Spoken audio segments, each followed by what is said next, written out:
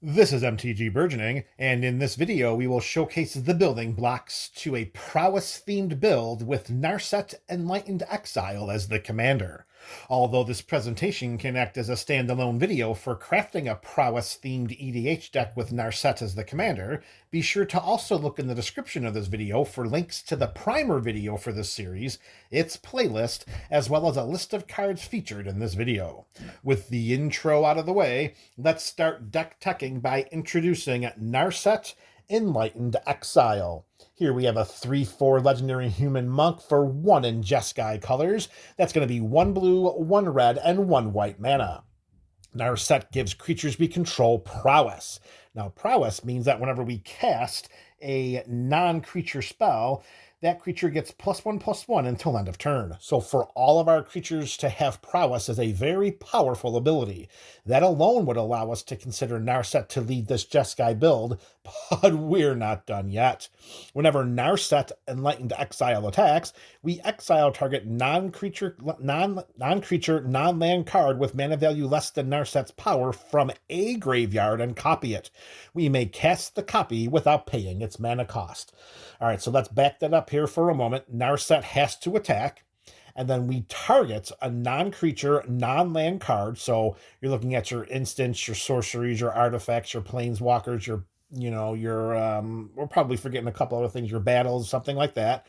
And that mana value of that targeted non-creature, non-land card must be less than Narset's power, which at this point is just 3. And then we can cast that copy without paying its mana cost. Also note that this is a graveyard. It does not have to be our graveyard. And also note that the prowess imbuing ability that Narset gives, it gives to creatures we control. It doesn't give to other creatures we control. So Narset herself has prowess from her own ability.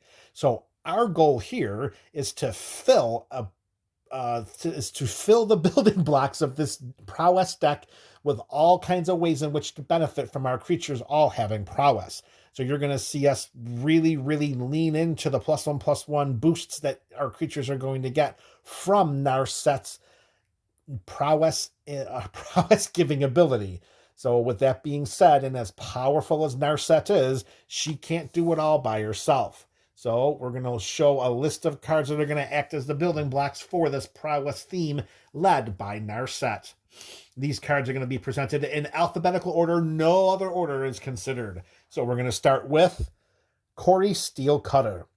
Here we have an equipment for 1 and 1 red mana. It gives the equipped creature +1/+1, trample, and haste, and the equip cost is 1 and 1 red mana. I'm going to be honest, in decks where we want to attack, and if it's got red in its color identity, that alone, right then and there, would be enough for consideration to add Kori Steelcutter.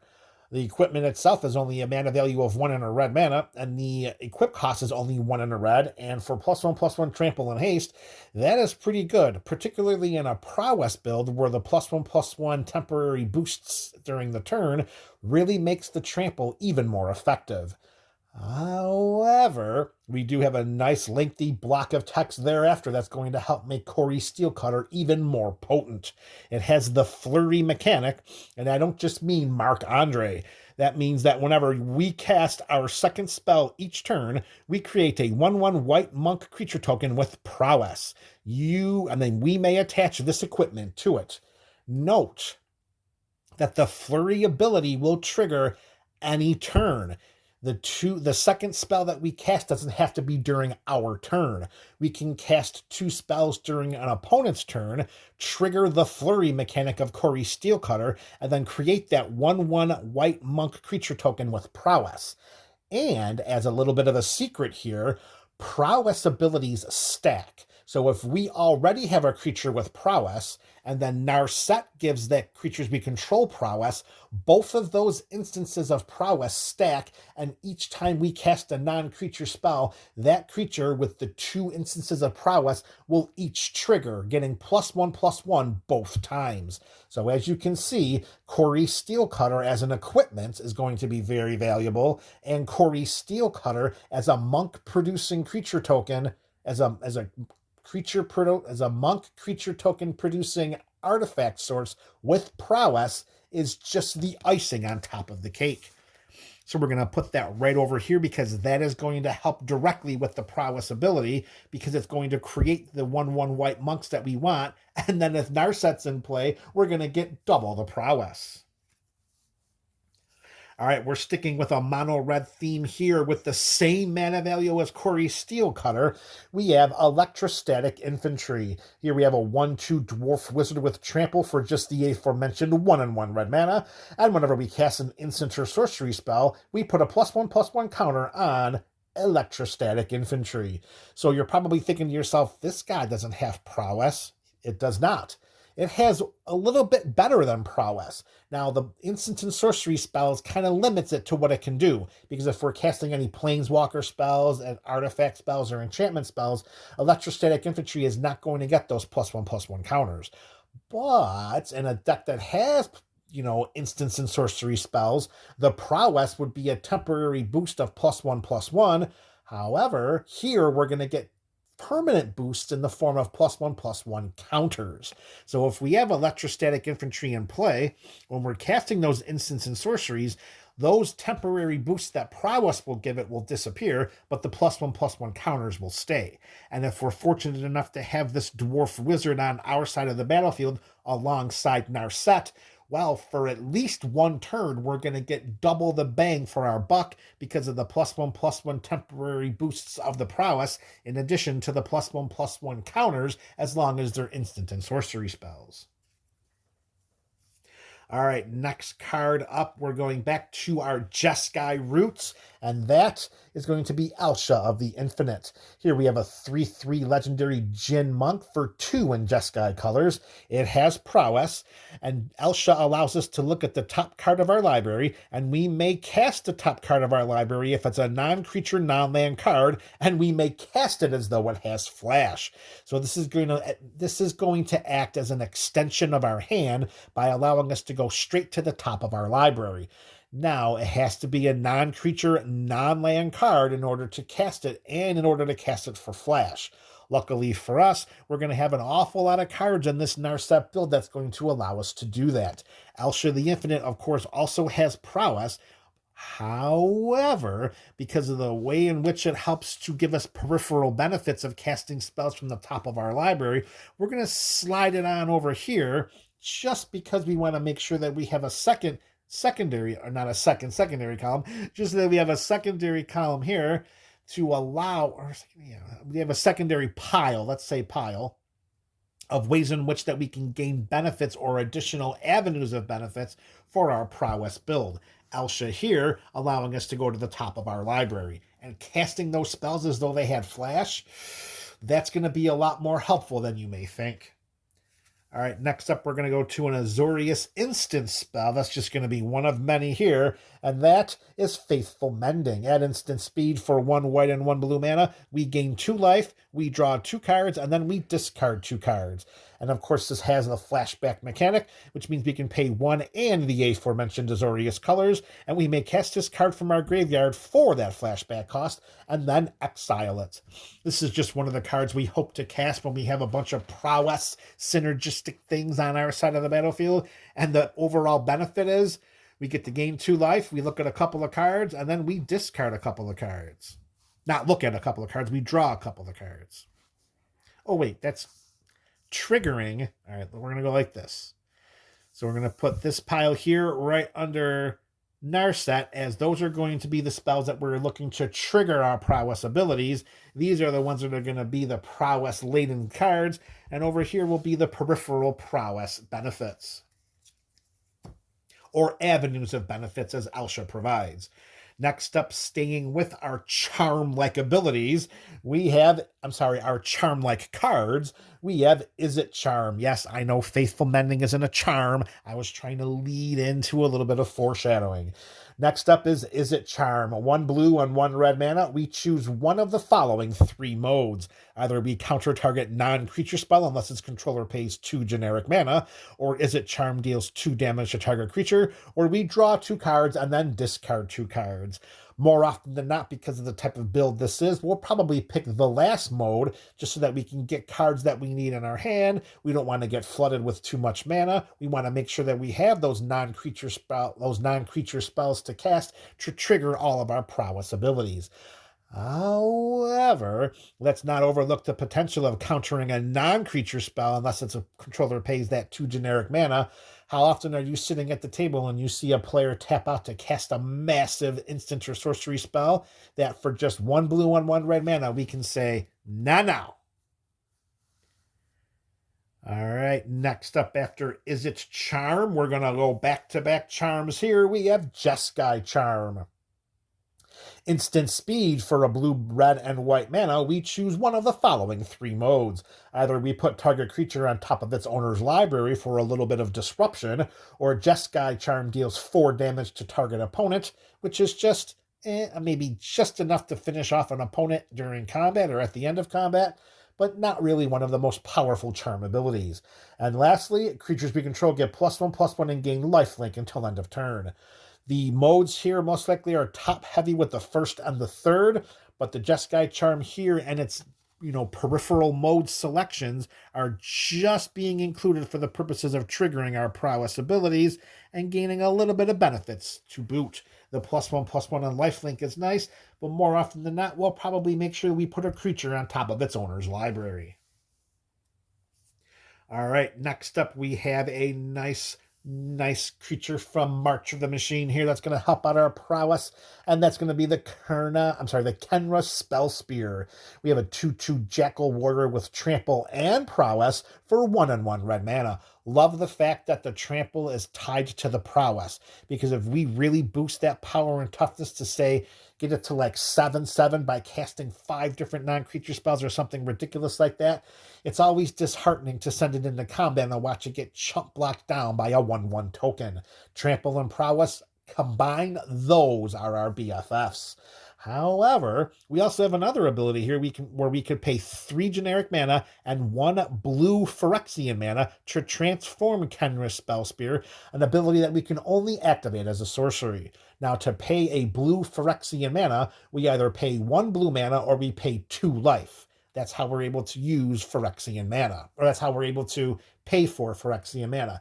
And when we transform Kenra, we get the Gitaxian Spellstalker. Here we have a 3/3 with trample, ward 2.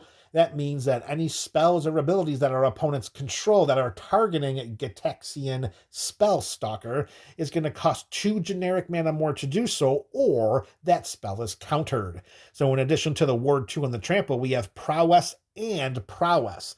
So we have a double prowess creature with trample and built-in protection, and that's not counting the prowess that maybe Narset would give it. 3 instances of prowess with trample and protection. You can see why we want Kenra's Spell Spear in the deck, so that we can transform it into the Gitaxian Spellstalker. All right, next up, we're going back to our Jeskai roots, but it's not Elsha, it's not Narset.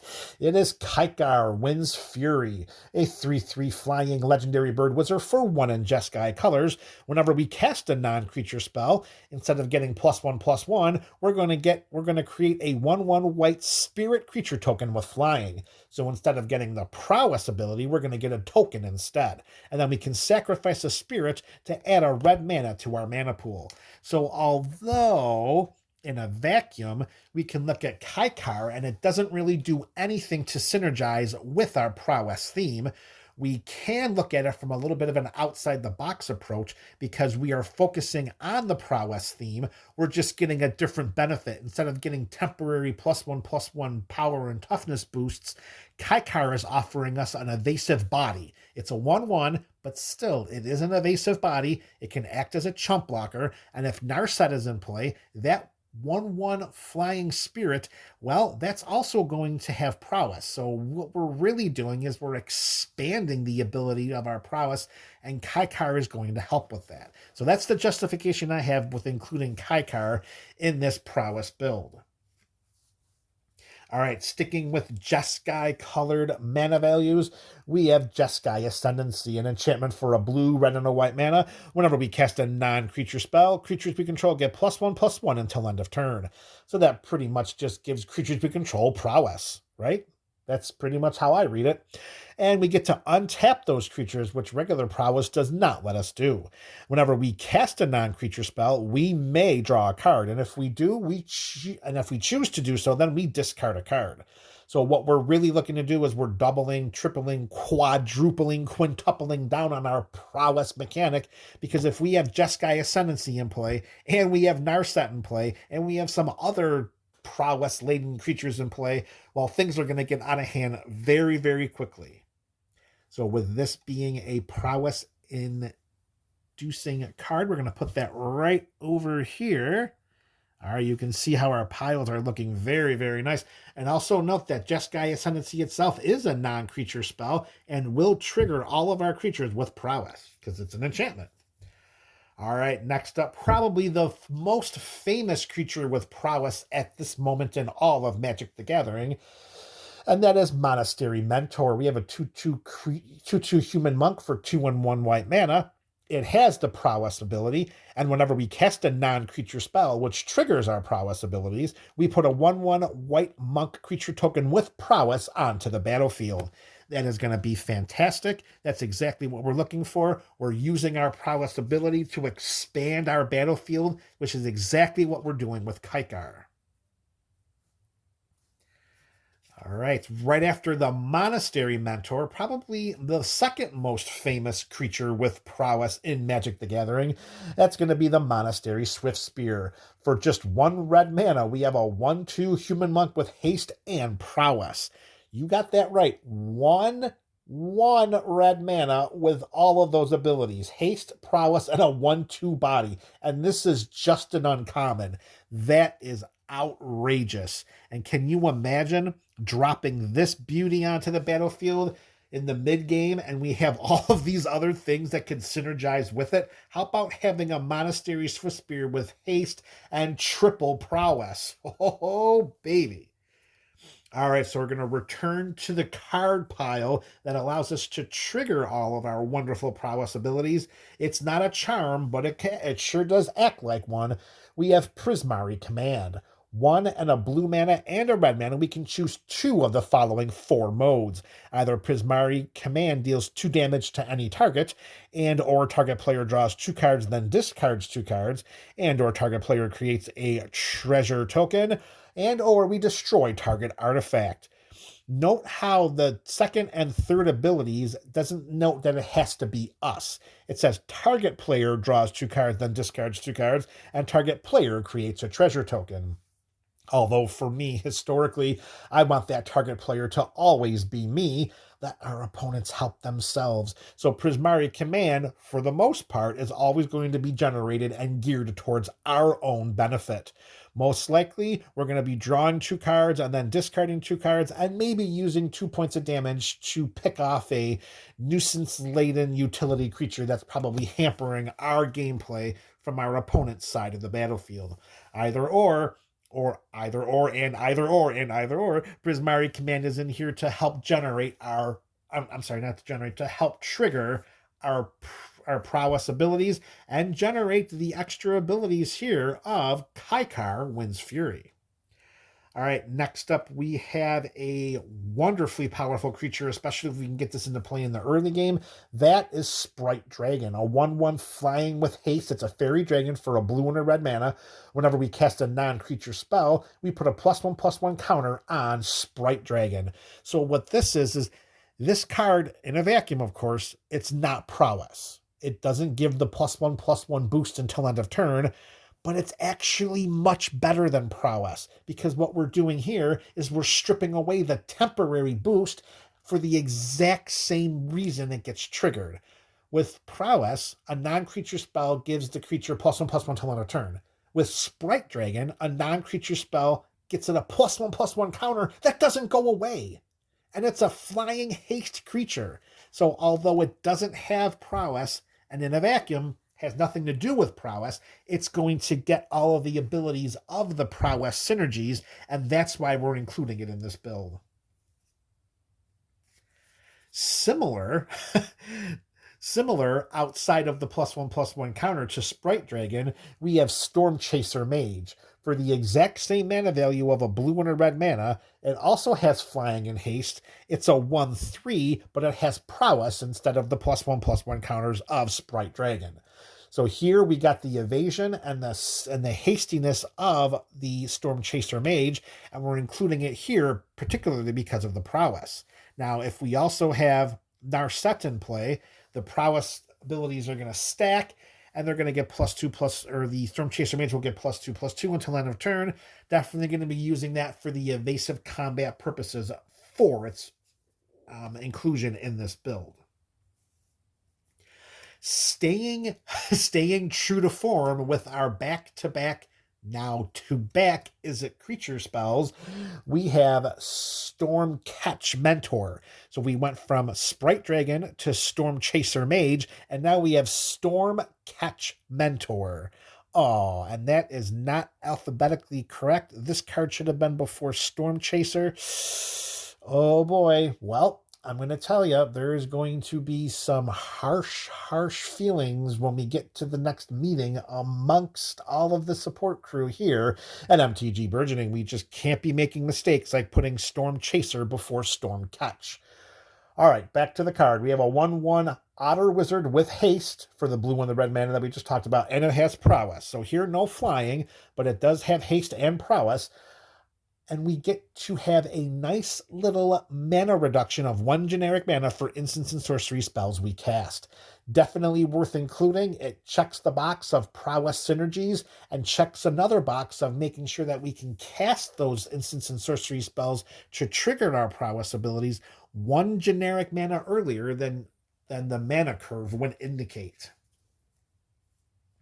Speaking of casting instant and sorcery spells as a peripheral bonus similar to what Kaikar does, although Kaikar is doing it with all non-creature spells, Talrand's Sky Summoner is going to turn those instant and sorcery spells that we cast into 2/2 blue Drake creature tokens with flying.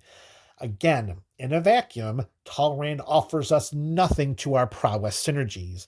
However, if those prowess triggering spells are instants and or sorcery cards, then we are going to get some benefits by adding to our side a bunch of evasive creatures that can either chump block our opponent's creatures or swing in for some evasive combat damage, particularly if Narset is in play, giving all of those 2/2 Drakes prowess. All right, we're down to just a handful of cards in this prowess build featuring Narset Enlightened Exile. And our next card, going back to our 1 blue, 1 red mana Is-It creature spells, we have the Third Path Iconoclast, a 2/1 human monk that reads, whenever we cast a non-creature spell, we create a 1/1 colorless soldier artifact creature token. So this is a powered down version of what Kaikar does, but it is for half the mana. Instead of getting flying 1/1s, we get walking 1/1s that are also artifacts in addition to being just creature tokens because they're artifact creature tokens. And yes, we can't sacrifice them for red mana like Kaikar allows us to do, but for just the red and the blue mana, it's okay to flood our side of the battlefield with a bunch of 1/1s so that we can go wide on our opponents. And if Narset's in play, giving all of those creature tokens prowess, not only are we going to go wide, but we're also going to go tall. All right, returning back to a Jeskai mana value card, we have Whirlwind of Thought, an enchantment for one generic mana, a blue, red, and a white. And whenever we cast a non-creature spell, we draw a card. So pretty much, again, this is one of those cards that's not directly synergizing with the prowess that we're doing on the battlefield, but it's going to be one of those peripheral benefits of putting a card into our hand each time we cast a spell that's going to trigger our prowess abilities. And lastly, this is the last card here for this support pack of Narset Enlightened Exile. We have Young Pyromancer, a 2/1 human shaman for 1 in red mana, for 1 and 1 red mana, and whenever we cast an instant or sorcery spell, we create a 1/1 elemental creature token. A lot of what we can say about Young Pyromancer we've already said for cards like Third Path Iconoclast and Talrand. It's just that we have instants and sorcery spells. They're going to be utilized for our prowess abilities. Young Pyromancer, similar to the Iconoclast and Talrand, they're going to help us to create the bodies that Narset will give prowess to, allowing us to swarm our opponents with wide and tall token elimination. Whew. All right, there you have it, MTG BC. This is our prowess-themed build featuring Narset Enlightened Exile. Let me know your thoughts about this craft in the comment section below. This is MTG Burgeoning, your channel for all things Magic.